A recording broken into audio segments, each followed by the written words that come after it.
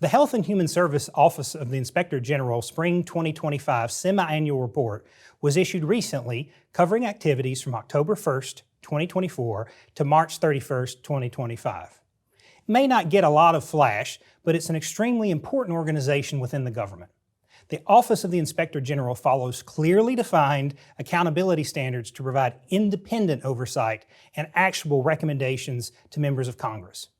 According to the report, the Office of the Inspector General returns $11 in recovery for every $1 invested, accounting for a $16.61 billion total monetary impact. In that same 6 months, 1,503 individuals and entities were excluded from federally funded healthcare programs for a variety of reasons, including conviction for Medicaid or Medicare fraud. They have led to 298 criminal information indictments, as well as 395 civil actions. When Inspector General reports may not sound exciting, the results speak for themselves. As some illustrations, Faith Newton, 56, of Massachusetts, was ordered to 12 years of prison and $100 million, again, $100 million in restitution for committing healthcare fraud and money laundering. Newton siphoned over $100 million from a program designed to support vulnerable residents. She used the money to fund a lavish lifestyle. She did this by billing for services never rendered and paying kickbacks for patient referrals regardless of medical necessity. She would also flood clinics with plans of care that were not medically necessary. Jose Goyes, 38, of Florida, was sentenced to 15 years in prison for billing over $67 million for medically unnecessary genetic testing through a call center. Dr. Daniel R. Canchola, 54, of Texas, was sentenced to 10 years in prison as well as ordered to pay $34 million in restitution for his role in a scheme to defraud Medicare by prescribing durable medical equipment and cancer genetic testing without seeing, speaking to, or otherwise treating patients. In addition to these examples, OIG administers grants that provide federal funding to Medicaid fraud control units to fight Medicaid fraud and protect nursing home patients from abuse.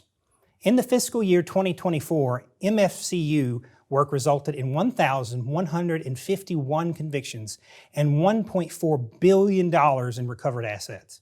Despite their success, the agency is under attack. The Inspector General of the Department of Health and Human Services was fired early in the Trump presidency. As of this report, there's only an acting Inspector General. The former head Inspector General, Christy Grimm, was one of 17 Inspector Generals fired by Trump early in his term in January without explanation or notice to Congress. Grimm had previously had an altercation with Trump during his first presidency.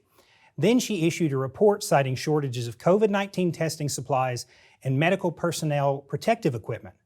This report prompted Trump to nominate a replacement for Grimm while she continued to serve as a role in the department. In 2021, President Joe Biden nominated Grimm to serve as permanent Inspector General. She was confirmed and served from February 2022 to her unprompted firing in late January 2025. Unfortunately, this seems it is yet another example of Trump's hatred of accountability, no matter how oblique.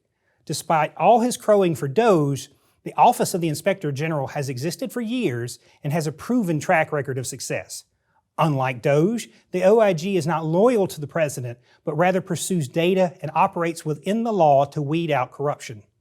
DOJ was just an excuse to give his weird billionaire friend access to all of our data and to cause havoc, to make shocking headlines of abuse and impropriety as tech bros ransacked institutions.